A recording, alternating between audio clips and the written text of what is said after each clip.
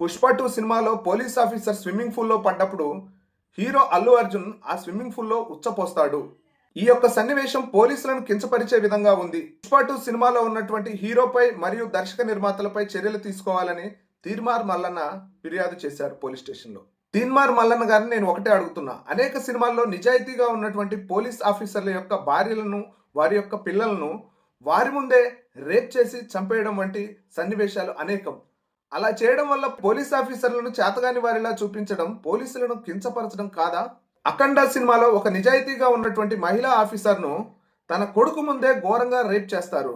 అది ఎంత ఘోరంగా అంటే తన కొడుకుని బెదిరిస్తారు, నువ్వు కళ్ళు మూస్తే మీ అమ్మను చంపేస్తా, నువ్వు చూడాలి మీ అమ్మ రేపుకు గురయ్యేది అని. అటువంటి సీన్ మీ కళ్ళకు కనిపించలేదా తీన్మార్ మల్లన్న?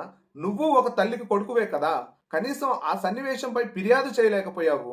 కానీ పుష్ప 2 సినిమాపై ఫిర్యాదు చేయడం అనేది చాలా